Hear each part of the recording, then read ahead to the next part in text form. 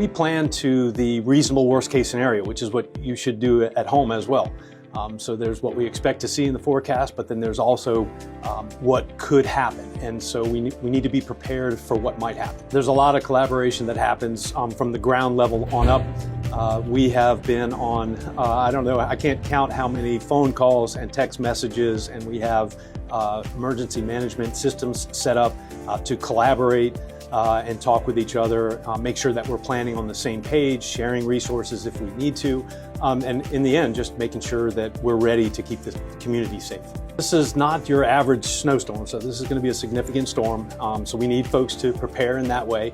We talk all the time about making sure you have a plan in your home with your family. We say build an emergency kit and be informed by getting our emergency notification, signing up for that. I've got my Keep Calm and Carry On sweater on. We need everybody to stay at home, be prepared, stay off the roads and be safe. We worry a little that, about access and timing of getting to people. There will be extended response times. There will be potential access issues. And so not just because of the potential for power outages, but because of the potential for a delay in the emergency response system. We're all out there, we're upstaffed, we have extra people on. The community can rest assured we're very well staffed and prepared to tackle this, but depending on conditions and other limitations, it might just take us a little longer, and we'll get there as soon as we can. Shout out to the public works staff that are going to be out there around the clock in the city, taking care of the roads and clearing the roads.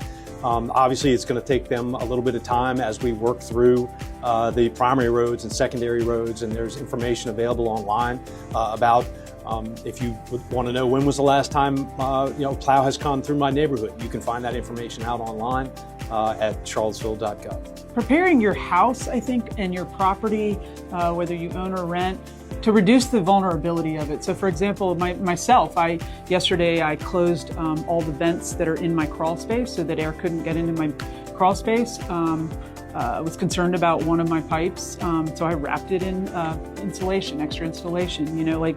Sometimes we have to get pretty down in the weeds and do that for ourselves to make sure that we're,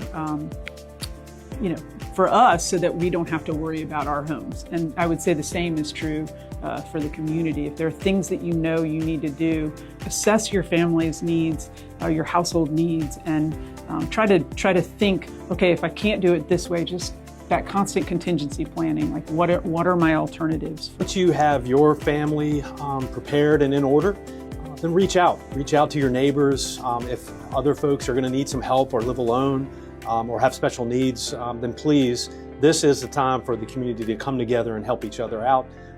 And we're going to be here in terms of 911. We will always have that system, but that system is going to be challenged. So we need you all to help each other in those moments.